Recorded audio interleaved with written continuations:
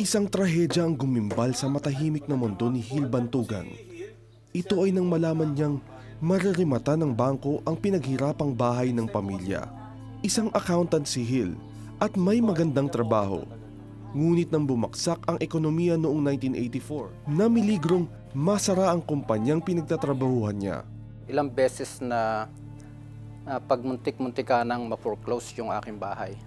Na panahon na yun talagang dugo at pawis din ang pinuhunan namin. Lalong-lalo na yung wife ko. So cannot just allow na mawala yung bahay na yon. Sobrang pagsisikap ang ginawa ko talaga upang yung pinanggalingan ko ay hindi maranasan ng aking mga anak. Tila naging sukdulan na ang kahirapan nang makita ni Hil ang epekto ng kawalan ng kita sa kanyang mga anak. Pero dahil nga sa hindi na nagkakasya yung aking sinusweldo, pati pagkain ng aking mga anak, pag-aaral na apektuhan na, naisipan kong mag-abroad. Sa unang pagkakataon sa kanyang buhay, nagtrabaho sa Bahrain si Hil bilang isang budget officer. Bagamat marami sa kasamahan ay mga Pilipino din, sa unang ilang buwan pa lamang ay naging mahirap para sa kanya. Ang hirap talaga ng mawalay sa pamilya. Lalo na sa panahon na yun, 1985, ang communication, sobrang hirap. Communication ko sa mga anak ko sa magitan lang ng voice tape. Hindi rin ma-afford yung telepono kasi sa Bahrain noon, 1985, 1 minuto, 5 dinars, 1 minuto. Kakainin ng long distance call mo kung ano man ang iyong kinikita para lang makausap mong pamilya. Sobrang hirap. Tiniis ni Hil ang mahirap niyang sitwasyon. Nagpagal siya upang matustusan ang pag-aaral ng kanyang mga minamahal na anak. Ngunit ang kalungkutan, kung minsan ay umaabot sa sukdulan. Isang kababayang babae ang naging kaibigan ni Hil sa telepono. At dahil na rin sa kalungkutan, natukso si Hil sa isang maling relasyon. So palalim na yung aming pag-uusap at parang kami nagtatalik na. Dumating na kami doon sa punto na pag-uusap namin para na kami talagang mayroong ginagawang sexual activity. Hanggang sa, mula sa kanya, sabi niya, hanggang ganito na lang ba tayo? Bakit hindi tayo magkita? Matapos ang katanungang iyon, muling naisip ni Hil ang kanyang pamilya at kung bakit niya ginagawa ang lahat ng pagsisikap. Walang kahirap-hirap.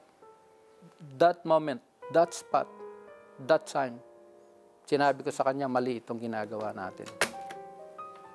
Tapusin na natin ito. Matapos ang pagsubok, isa na namang hamon ng muling umantig kay Hil at buong pamilya.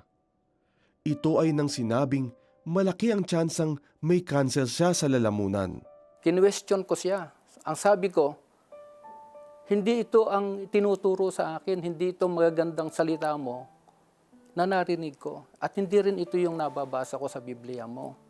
Bakit? Totoo ka ba? I came to that point. Nakita ko na pinadaan ako ng Panginoon doon sapagkat may plano siya sa akin. Nakilala ni Hil ang lubusan ng Panginoong Diyos nang malagpasan niya ang pagsubok na iyon. Negatibo sa cancer ang kanyang biopsy. Matapos ang pahinang iyon sa kanyang buhay, naging malinaw ang direksyong tatahakin. Isinama na niya ang kanyang asawa at mga anak sa mangingibang bansa at doon ay nagsilbi sila bilang mga pastor para sa mga kababayan natin.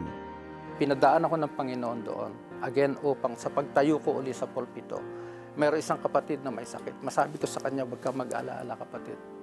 Ang Panginoon ay tunay na nagpapagaling.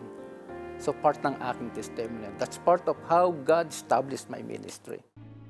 30 taon na nilbihan si Hil sa gitnang silangan at napatunayan niyang hindi lamang sa sipag at tiyaga ang sekreto ng tunay na tagumpay. Napatapos ni Hil ang kanyang mga anak na may sarili ng mga pamilya. Kamakailan lamang naging kinatawan ng gobyerno si Hil sa pamamagitan ng Overseas Workers Welfare Administration. Dito itinuturo niya ang tamang paggamit ng kinikitang pera para sa kinabukasan ng mga OFW. Ang naging buhay ko sa abroad is to serve the Filipino community. Kung meron man akong may pagmamalaki sa Panginoon, of course nakapaglingkod ako sa church, ay ang mapaglingkuran ko ang libo-libo nating mga OFW.